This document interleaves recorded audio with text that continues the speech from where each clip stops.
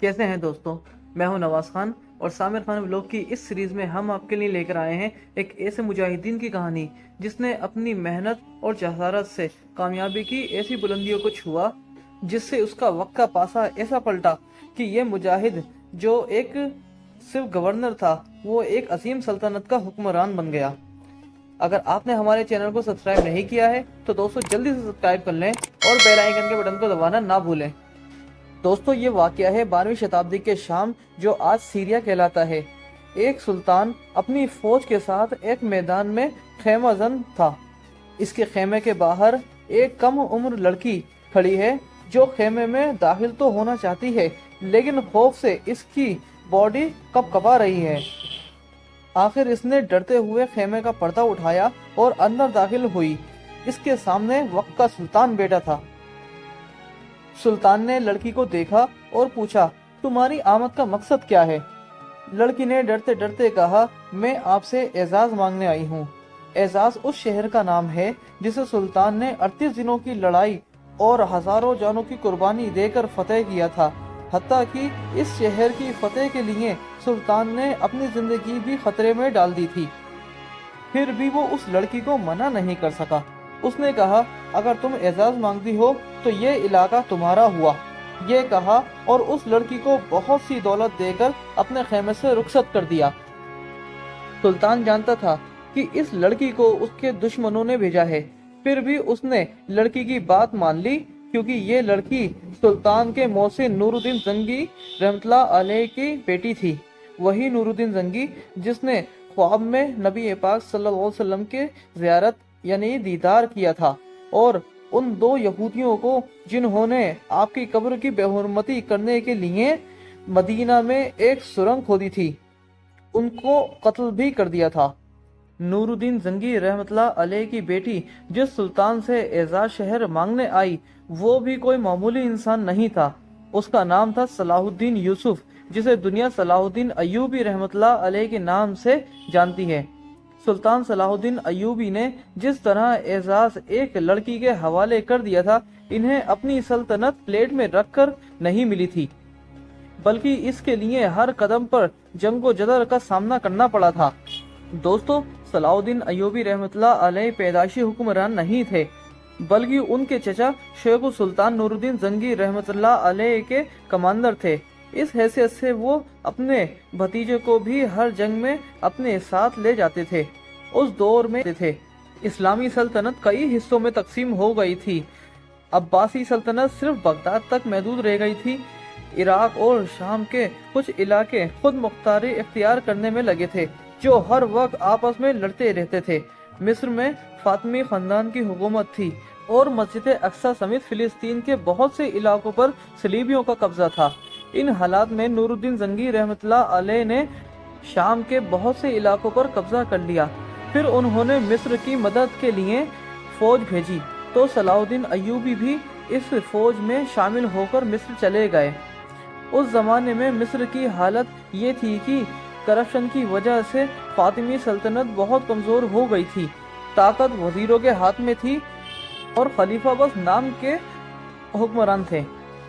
Salahuddin Ayyubi जो अपने चचा शेरको की वफात के बाद कमांडर बन चुके थे, उन्होंने फातिमी खलीफा को हुकूमत से हटा दिया और खुद जंगी सल्तनत के गवर्नर की हैसियत से मिस्र में हुकूमत करने लगे। मिस्रियों ने कभी इतना रहमदिल और खुले दिल का हुक्मरान नहीं देखा था। सलाहुद्दीन अय्यूबी ने गवर्नर बनते ही काहिरा का सारा खजाना गरीबों में तकसीम कर दिया और अपने लिए फूटी कौड़ी भी नहीं रखी।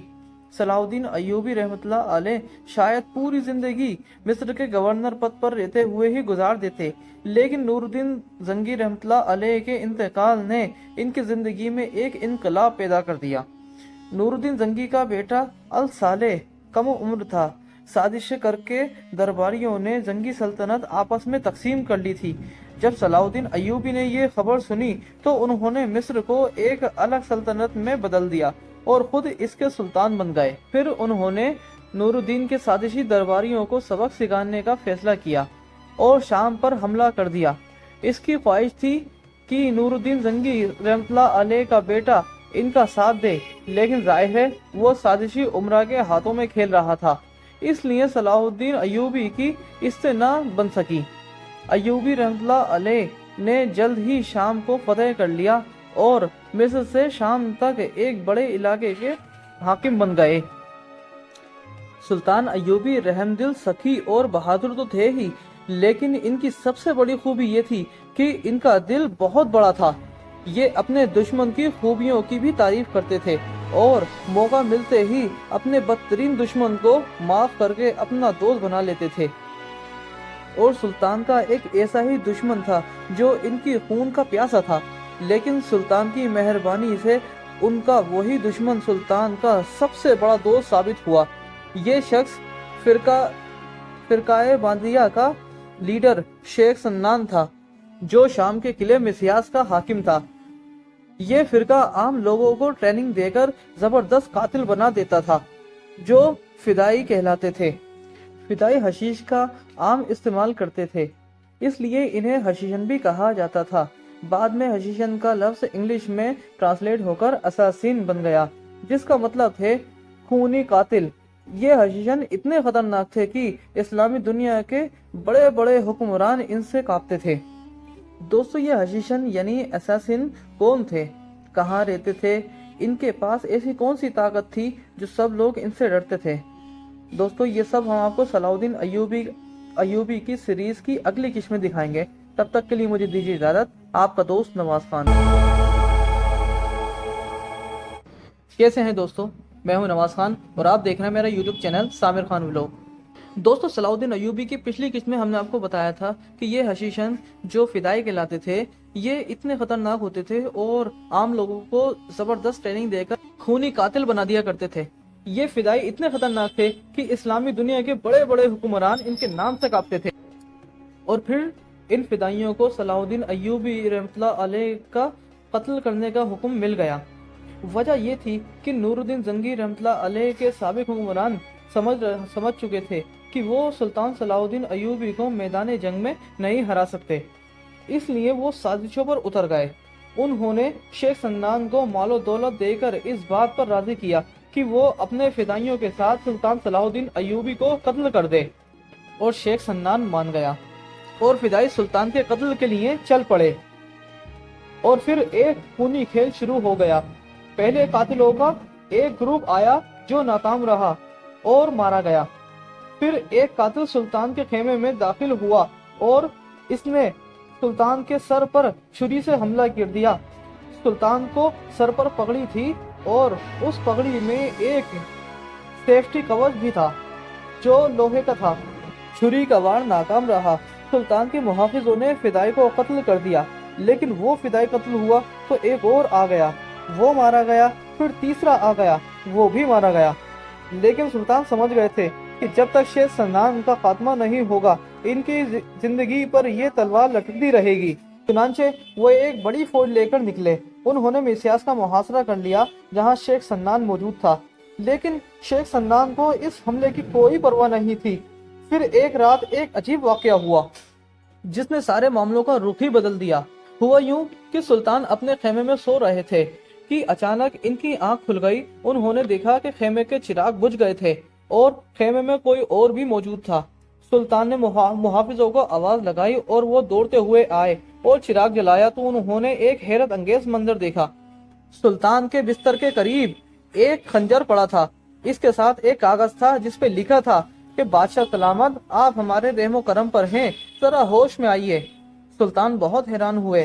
ان کے حکم پر محافظوں نے خیمے کے چاروں طرف جائزہ لیا تو ایک شخص کے قدموں کے نشان کچھ دور تک دکھائی دیے، لیکن کوئی پکڑا نہیں جا سکا۔ سلطان اپنے دشمنوں کی دلیری اور جنگی صلاحیتوں سے بہت متاثر ہوئے۔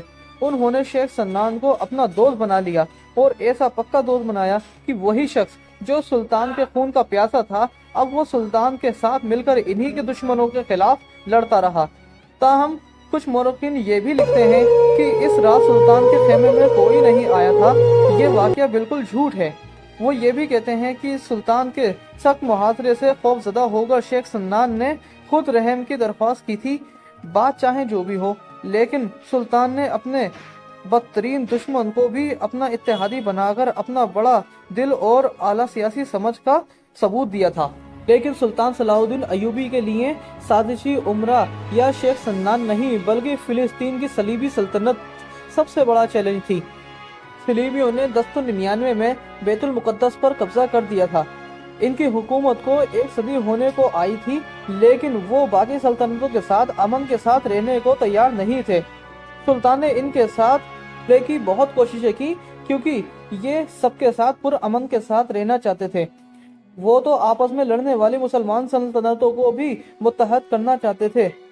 सुल्तान ने सलीबियों और मुसलमान सल्तनतों दोनों से जंगें लड़ना पड़ी, लेकिन हकीकत में वो दोनों से ही अमन के मुआहदे करना चाहते थे।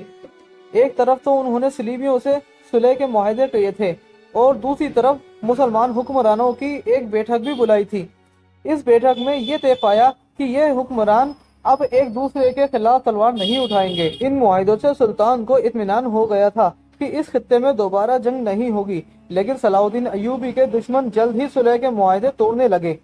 खास तौर पर मोसल का हुक्मरान बार बार सलीबियों के साथ मिलकर सुल्तान के खिलाफ साजिशें करता था। सुल्तान ने मोसल के हुक्मरान को सख्त सजा दी थी और शहर का मुहासरा कर लिया था। आखिरकार मोसल के हुक्मरान ने एक अमन के साथ सुल्तान के साथ मुआहदा कर लिया, लेकिन सलीबी अपनी ताकत के तकब्बुर में सुल्तान के साथ मुस्तकिल सुलह नहीं चाहते थे। चुनांचे 1170 में सुल्तान ने फौज जमा की और मिस्र से निकलकर फिलिस्तीन पर हमला कर दिया। शुरू में इन्हें बहुत कामयाबी मिली और इन्होंने कई किले फतेह भी कर लिए, लेकिन इन किलों की हिफाजत के लिए काफी फौज पीछे छोड़ना पड़ी। चुनांचे जब वो फिलिस्तीन के शहर रमल्ला पहुंचे तो इनकी फौज आधी भी नहीं रही थी। सलीबियों ने इस सूरत हाल का फायदा उठाया और 1177 को सुल्तान सलाहुद्दीन अयूबी पर अचानक हमला करके इनको पीछे हटने पर मजबूर कर दिया। ये पहली बार था जब सुल्तान सलाहुद्दीन को मैदान जंग में नाकामी हुई थी, लेकिन असल सुल्तान वही होता है जो नाकामी से भी सबक सीखता है। इस जंग के बारे में सुल्तान ने खुद दमिश्क में अपने भाई तुरान शाह को खत लिखा। सुल्तान ने लिखा, हम बड़ी मुश्किल से जान बचाकर आए हैं, खुदा को हमसे कोई बेहतर काम लेना था, बचा लिया। सुल्तान को अपनी शिकस्त का हिसाब बराबर करने का मौका जल्द ही मिल गया। हुआ यूं कि रमल्ला में अपनी फतेह के बाद सलीबी ये सोचने लगे कि सुल्तान अब अपनी सल्तनत का दिफा नहीं कर सकते, इसलिए बैतुल मुकद्दस के हुक्मरान बॉल्डविन ने दमिश्क पर चढ़ाई कर दी। लेकिन वो गलती पर था, क्योंकि सुल्तान अयूबी की ताकत में कोई कमी नहीं आई थी। वक्ती तौर पर कम तादाद की वजह से पीछे हटना पड़ा था, लेकिन बॉल्डविन के हमले के जवाब में अब वो अपनी पूरी फौज जमा कर चुके थे। 10 जून 1179 को जब दोनों फौजें आमने सामने आईं तो सलाहुद्दीन अयूबी ने अपनी फौज के सामने एक जबरदस्त तकरीर की। उन्होंने कहा, मुसलमान जिल्लत की जिंदगी से बेहतर मौत को तरजीह देता है। आगे बढ़ो और दुश्मन को बता दो कि मुसलमान पीछे पीठ पर नहीं सीने पर जख्म खाता है। शुरू हुई तो सुल्तान की फौज ने बॉल्डविन की फौज को जबरदस्त शिकस्त दी। शिकस्त खुर्दा बॉल्डविन ने सुलह की दरख्वास्त की। सुल्तान चाहते तो दुश्मन की कमजोरी का फायदा उठाकर उसी वक्त फिलिस्तीन को दुश्मन से छीन सकते थे। वो ये भी जानते थे कि दुश्मन सुलह के मुआहदे तोड़ भी सकता है, लेकिन फिर भी उन्होंने रहम से काम लिया और एक बार फिर अपने बदतरीन दुश्मन से सुलह कर ली। ये सुलह माजी के मुआहदों से मुख्तलिफ थी। ये सुलह आखिरी सुलह थी। सुलह के बाद चंद साल तो सुकून से गुजर गए, क्योंकि बॉल्डविन 1185 तक जिंदा रहा और जब तक जिंदा रहा वो अमन मुआहदों की पासदारी करता रहा, लेकिन कोल्ड के मर्ज की वजह से इसकी मौत हो गई। इसके बाद बैतुल मुकद्दस की सलीबी सल्तनत भी उमरा के साजिशों का शिकार हो गई। दोस्तों, इसके बाद फिलिस्तीन में गायब लोज़ैन की हुकूमत आ गई, जो मुसलमानों का खुला दुश्मन था। दोस्तों, इसने हुकूमत में आते ही मुसलमानों के साथ क्या किया? क्या इसने दोबारा जंग शुरू कर दी? क्या इसने अमन के मुआहदे तोड़ दिए? क्या इसने सलाहुद्दीन अयूबी से आखिरी जंग लड़ी थी? ये सब हम आपको बताएंगे सलाहुद्दीन अयूबी की अगली किस्त में। तब तक के लिए मुझे दीजिए इजाजत। आपका दोस्त नवाज खान। कैसे हैं दोस्तों? मैं हूं नवाज खान और आप देख रहे हैं मेरा यूट्यूब चैनल सामिर खान व्लॉग। दोस्तों, जैसा कि मैंने पिछले व्लॉग में आपको बताया था कि बॉल्डविन 4 के बाद गायस ऑफ लोज़ैन हुकूमत में आ गया था, जो कि मुसलमानों का खुला दुश्मन था। इसके दौर में सलीबियों ने मुसलमानों के खिलाफ پھر کارروائی تیز کرنی شروع کر دی۔ ایک صلیبی سردار رینالڈ نے تو مسلمانوں کو تنگ کرنا شروع کر دیا۔ یہ سردار اس حد تک چلا گیا کہ اس نے مدینہ میں نبی پاک صلی اللہ علیہ وسلم کے روضہ مبارک کو نعوذ باللہ تباہ کرنے کا ارادہ کر لیا۔ اس نے صرف ارادہ ہی نہیں کیا بلکہ اپنے بحری جہازوں کے ساتھ عرب ساحلی علاقوں پر حملے بھی کرائے۔ لیکن سلطان ایوبی کے بحری جہازوں نے رینالڈ کے بحری جہازوں کو تباہ کر کے رکھ دیا اور اس کا ناپاک منصوبہ بھی خاک میں ملا دیا۔ لیکن رینالڈ اپنی حرکتوں سے باز نہیں آیا۔ اس نے مصر اور شام کے بیچ میں سفر کرنے والے قافلوں کو لوٹنا شروع کر دیا۔ صرف تجارتی قافلوں کو ہی نہیں بلکہ حاجی قافلوں کو بھی لوٹا گیا۔ رینالڈ نے ایک ایسے قافلے پر بھی حملہ کر دیا جس میں سلطان صلاح الدین ایوبی کی بہن بھی موجود تھی۔ قافلے کو تو لوٹ لیا گیا لیکن سلطان کی بہن کسی نہ کسی طرح اپنی جان بچانے میں کامیاب ہو گئی اور سلطان کے خیمے پہنچی تو اپنے اور قافلے پر حملہ ہونے کی خبر سلطان کو دی اور حال بیان کیا۔ قافلے پر ظلم کی خبر سن کر اور اپنی بہن کی بے عزتی کی خبر سن کر ایک غیرت مند بھائی کا خون کھول اٹھا۔ سلطان نے قسم کھائی کہ وہ رینالڈ کو اپنے ہاتھوں سے قتل کرے گا۔ اس کے بعد سلطان نے تمام اپنے اتحادیوں اور گورنروں کو خط لکھا اور کہا کہ فوج لے کر سلطان کی مدد کو پہنچیں۔ اب صلیبیوں کے خلاف فیصلہ کن جنگ کا وقت آ گیا ہے۔ چنانچہ مصر اور شام کے ساتھ کئی دوسرے مسلم حکمرانوں کی فوجیں دمشق پہنچنے لگیں جس سے سلطان نے اس وقت اپنا ہیڈ کوارٹر بنا رکھا تھا۔ سلطان نے فوج جمع کی اور صلیبی قبضے والے شہر کبریا کا محاصرہ کر لیا۔ جواب میں رینالڈ نے بھی جنگ کی تیاریاں شروع کر دی۔ وہ گائے لوزیننگ کا گہرا دوست بھی تھا، اس لیے گائے بھی اپنی فوج کے ساتھ میدان میں آ گیا۔ اس نے سلطان ایوبی سے بھی صلح کا معاہدہ توڑ دیا۔ کہا جاتا ہے صلیبیوں نے بیت المقدس پر قبضے کے بعد سے اتنی بڑی فوج پہلے کبھی جمع نہیں کی تھی جو سلطان ایوبی کے مقابلے پر آئی تھی۔ رینالڈ اور گائے کی متحد فوج نے سلطان کی طرف پیش قدمی شروع کر دی۔ سلطان نے صلیبیوں کو فیصلہ کن شکست دینے کے لیے حطین کا علاقہ چن لیا۔ اس علاقے میں پانی کے چند ایک ہی چشمے موجود تھے اور زیادہ تر علاقہ بنجر اور ویران تھا۔ سلطان کی فوج پانی کی چشموں کے پاس ٹھہر گئی جبکہ صلیبی فوج کو سلطان تک پہنچنے کے لیے 20 کلومیٹر ایک لمبے راستے سے بھی گزرنا تھا۔ وہاں پانی ہی نہیں تھا۔ کچھ صلیبی کماندار یہ کہہ رہے تھے کہ آگے بڑھنے میں خطرہ ہے کیونکہ انہیں فوج کے لیے پانی نہیں ملے گا، لیکن گائے نے ان کی بات نہ مانی کیونکہ اسے اعتماد تھا کہ جنگ میں اسے کوئی نہیں ہرا سکتا۔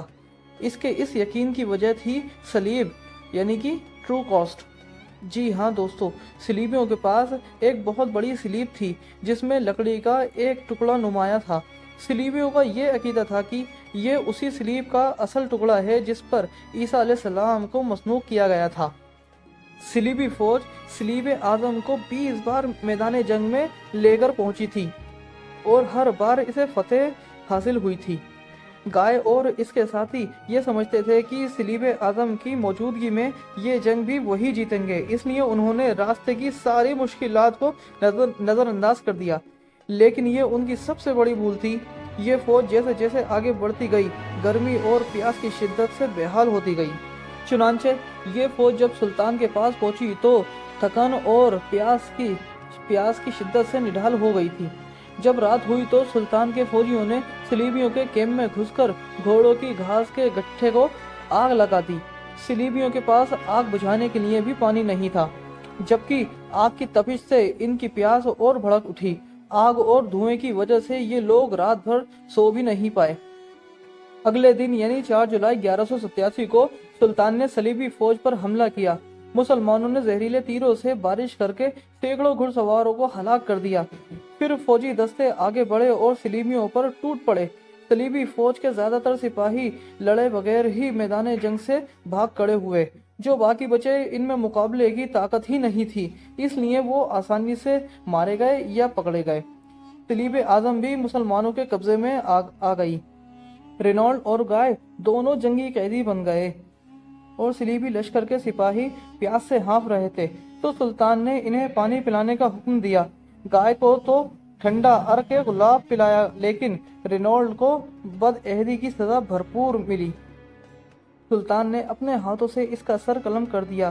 یہ دیکھ کر گائے ڈر گیا کہ اب اس کی باری ہے، لیکن سلطان نے اسے اطمینان دلاتے ہوئے کہا کہ بادشاہ بادشاہوں کو قتل نہیں کرتے۔ اب سلطان بیت المقدس کی طرف بڑھے۔ شہر کا حکمران تو پہلے ہی ان کی قید میں تھا۔ انہیں امید تھی کہ شہر آسانی سے فتح ہو جائے گا، لیکن ایسا نہیں ہوا، کیونکہ صلیبیوں نے سلطانی فوج کا ایک ہفتے سے زیادہ عرصے تک ڈٹ کر مقابلہ کیا، جس سے انہیں بھاری جانی نقصان ہوا۔ سلطانی لشکر نے بھاری گولہ اور آگ کے غبار پھینک کر دیواروں میں سوراخ کر دیے۔ صلیبی لشکر کو خوف ہوا کہ اگر مسلمان شہر پر قابض ہو گئے تو کہیں ان کی بیوی بچوں کو غلام ہی نہ بنا لیں۔ چنانچہ انہوں نے لڑائی کا ارادہ چھوڑ کر سلطان کے رحم کو پکارا، اور سلطان نے بھی اس پکار کا جواب رحم دلی سے ہی دیا۔ دوستو، بیت المقدس وہی شہر تھا جہاں 88 برس پہلے جب صلیبیوں نے قبضہ کیا تھا تو خون کی ندیاں بہا دی تھیں۔ تو دوستو، اب جب سلطان ایوبی نے بیت المقدس پر قبضہ کیا تو ان صلیبیوں اور شہر میں رہنے والے عیسائیوں کے ساتھ کیا ہوا؟ کیا سلطان ایوبی نے بھی شہر میں رہنے والے عیسائیوں کو قتل کر دیا یا انہیں چھوڑ دیا گیا؟ اصل میں ان کے ساتھ کیا سلوک کیا گیا تھا؟ یہ ساری جانکاری ہم آپ کو سلطان صلاح الدین ایوبی کی اگلی اور آخری قسط میں بتائیں گے۔ تب تک کے لیے مجھے دیجیے اجازت۔ آپ کا دوست نواز خان۔